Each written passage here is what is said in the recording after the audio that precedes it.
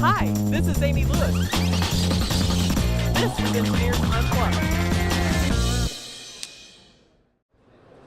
Hi, this is Amy Lewis, and we're back with a very special episode of Engineers Unplugged. I'm here with Fred Nix. Hey, Amy, how are you? I'm doing well. How are you doing? So I'm nosy, and I was asking Fred some questions about his new role, which I think is pretty interesting. You have a challenge of having fairly introverted group of people, engineers Unplugged, try to work together and sort of get to know each other. And I wanted to hear a little bit more about how you do that at EMC. So we've got about approximately 3,700 engineers across every continent except for the two top ones, and I believe we work in 17 different languages. So we're always onboarding new SEs at EMC every single quarter, into the hundreds. The program I run, we typically run about 50 engineers per quarter, and they come from all over the world, literally all over the world. Russian, French, even from the country of Texas occasionally. So we'll have those. So we bring them all together, and we want to build a bond with these guys so that they can maybe get out of their shell a little bit and start to build we have a process really that starts to make everybody feel more of a team than an individual, right? And tell us some of the benefits of having these people sort of lower that barrier and start to work together. Well, as techie guys, sometimes we want to bond with our other techie guys, but the only thing that we really end up talking about is technology, right? And so when that happens, it starts to get really competitive, like, oh, I know more about this than you do, right? So then it actually pushes the bonds away. So within the SE onboarding new hire program, we don't even start with technology. First thing we start off with is what we call a me presentation. So a me presentation would be they come in on the first day and they're instructed to give a 5 to 7 minute PowerPoint presentation about them. Now, not about the time that they worked at Cisco or HP or NetApp, but about them. So when they bungee jumped in Aruba, their rock collection, here's my 12 cats, and we want them to be funny. Yeah, So we don't judge here, right? Exactly, even the cats. So I hate cats. That's your judging voice, Fred. Well, when I was growing up, I always wanted to be a veterinarian, but as I grew older, I realized that being a vet was more than just putting cats down all day long. So I became a pediatrician. I think we broke the internet. So I became a pediatrician. All right, so back to, the first thing is we bring them all in. There's people from all over the world. And the very first thing I have them do, and it's very, very uncomfortable, and I love that, is I tell them for 1 minute to be quiet, and everybody in the room make eye contact with everybody in the room. So they're looking around like this. And so I say,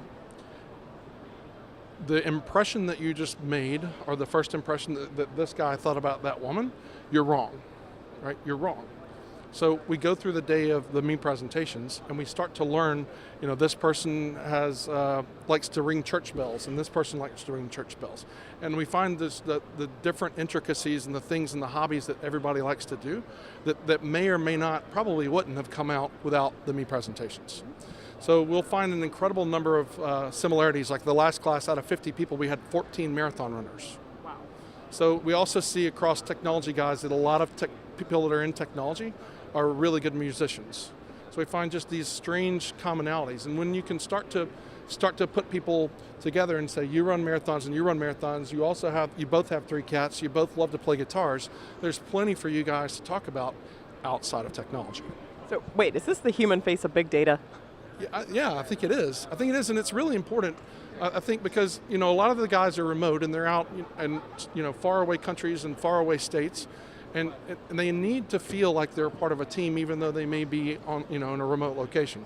So when you build these, when you take the barriers down and they have different thoughts and I have a problem with this. I remember talking with John. He's my friend. I have no problem calling him up and saying, hey, can you help me with this? And it's powerful. Okay, well, and let's talk very practically. So you know your program really well. So for somebody getting started, can you give them some tips and tricks about just as you get started, here are some things that I would do and set in place? Well, it's not my program, it's our program, right? So it's always team. It's always the team. So the thing, I guess the steps are, you want to get the team together, and you and I talked about it's always face-to-face. So important that it's face-to-face, at least for the first couple times, to get to know somebody's personality. Secondly, start with the me presentations. Even just 5 or 10 minutes of saying, here's my family, these are the pictures of my kids, this is what I like to do when I'm at home. It's amazing we have the do-it-yourselfers, we have people that are, audiophiles, it's just across the board. And then secondly, and after you tear those barriers down, then it becomes easier in a very much more relaxed environment to start to learn the technologies. And when you're more relaxed in that environment, people have lesser, they're not as scared to raise their hand and say, I don't understand this, can somebody explain that to me better? Versus if they had not taken the time, you still stay in that technology competitive brain, and they're afraid to raise their hand and maybe say, I don't know.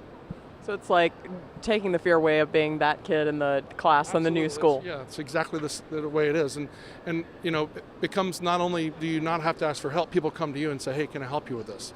And so after the classes, we literally have people that hug and literally sometimes tears. And so they're emotional about it because they really have become friends, and it's an accelerated, it's only, the first piece is only a week long, but they're just so quickly become friends.